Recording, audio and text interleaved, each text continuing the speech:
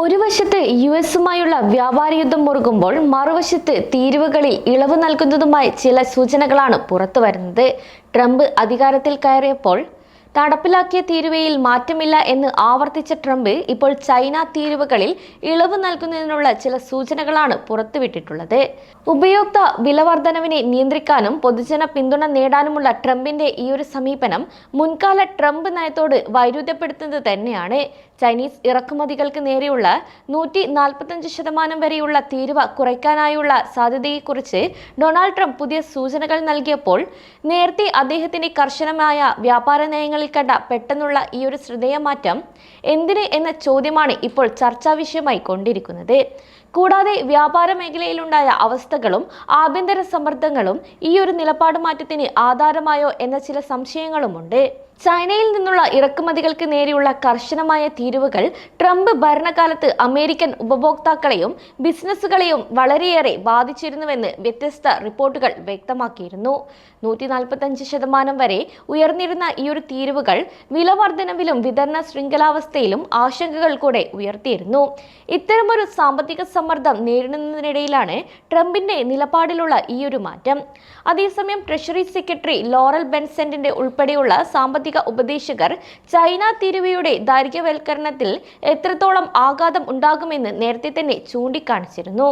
അതിനൊപ്പം വ്യാപാര മുറിവുകൾ കുറയ്ക്കാൻ ചൈനീസ് സർക്കാർ തിരികെ നടപടികൾ സ്വീകരിച്ച സാഹചര്യവും ട്രംപിനെ കൂടുതൽ നയപരമായി മൃദുവാക്കാൻ പ്രേരിപ്പിക്കുമെന്നും വ്യക്തമാക്കിയിരുന്നു. ഇതിനു മുൻപ് വ്യാപാര സംരക്ഷണ നയം മുൻനിർത്തിയ ട്രംപ് ഇപ്പോൾ താൻ സമവായത്തിലേക്ക് മാറിയെന്ന സന്ദേശമാണ് മുന്നോട്ട് വയ്ക്കുന്നത്. എന്നാൽ അതിനൊപ്പം തന്നെ അദ്ദേഹം തീരുവകൾ 0 കുറയ്ക്കാനുള്ള സാധ്യത പൂർണ്ണമായി തള്ളുകയും ചെയ്തു.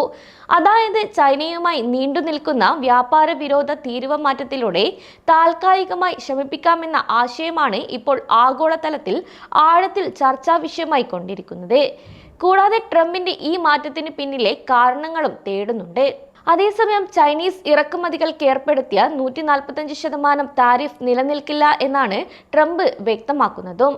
ഓവൽ ഓഫീസിൽ മാധ്യമപ്രവർത്തകരോട് സംസാരിച്ച ട്രംപ് നിലവിലെ നിരക്ക് വളരെ ഉയർന്നതാണെന്നും ഇത് ഗണ്യമായി കുറക്കുമെന്നും പറഞ്ഞു.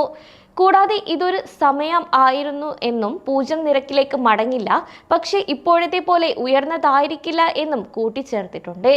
ഇതുമായി ബന്ധപ്പെട്ട് ചൈനയുമായുള്ള വ്യാപാര കരാർ അത്യാവശ്യമാണ് എന്ന നിലപാടിൽ ട്രംപ് ഉറച്ചു നിൽക്കുകയും ചെയ്തിരുന്നു. അവർക്കൊരു കരാർ വേണം, അല്ലെങ്കിൽ യുഎസിൽ ഇടപാട് നടത്താൻ കഴിയില്ല എന്നായിരുന്നു അദ്ദേഹത്തിന്റെ പ്രതികരണം. ഇപ്പോഴത്തെ ഈ ഒരു സാഹചര്യത്തിൽ യുഎസ് ചൈനീസ് ഉൽപ്പന്നങ്ങൾക്ക് 145% തീരുവ ചുമത്തുന്നുണ്ട്. ഇതിന് പ്രതികാരമായി ചൈനയും യുഎസ് കയറ്റുമതികൾക്ക് 125% തീരുവ ഏർപ്പെടുത്തി. എന്നാൽ ഇനി ട്രംപിന്റെ നിലപാട് മാറാനുള്ള കാരണങ്ങൾ എന്തൊക്കെയാണെന്ന് നോക്കാം. 1. വിപണിയിലെ ചാഞ്ചാട്ടം. ആഗോള വിപണിയിലെ പ്രതിസന്ധിയും ഓഹരി മൂല്യങ്ങളിലെ ഇടിവും ട്രംപിന്റെ താരിഫ് നിലപാട് മാറ്റത്തിന് പ്രധാന കാരണമായി. കുത്തനെയുള്ള തീരുവ ഏർപ്പെടുത്തൽ വിപണിയെ ബാധിച്ചപ്പോൾ അതിന്റെ ദോഷഫലങ്ങൾ ആഴത്തിൽ തിരിച്ചറിഞ്ഞ ട്രംപ് തന്റേതായ സമീപനവുമായി മുന്നോട്ടു പോവുകയായിരുന്നു.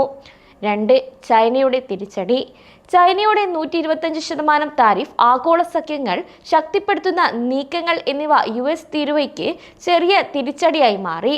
നീണ്ട വ്യാപാര യുദ്ധത്തിനുള്ള ചൈനയുടെ സന്നദ്ധതയാണ് ട്രംപിന്റെ നിലപാട് മാറ്റത്തിന് പിന്നിലെ പ്രധാന ഘടകമെന്നു തന്നെ പറയാം. 3. ആഭ്യന്തര സമ്മർദ്ദം. താരിഫുകൾ കാരണം ബിസിനസ്സുകളും ഉപയോക്താക്കളും നേരിടുന്ന പ്രതിസന്ധി, വിതരണം തടസ്സപ്പെടുന്നത്, സാമ്പത്തിക നാശം എന്നിവ ട്രംപിന്റെ നിലപാട് മാറ്റുന്നതിനുള്ള സമ്മർദ്ദത്തിന് ഇടയാക്കി.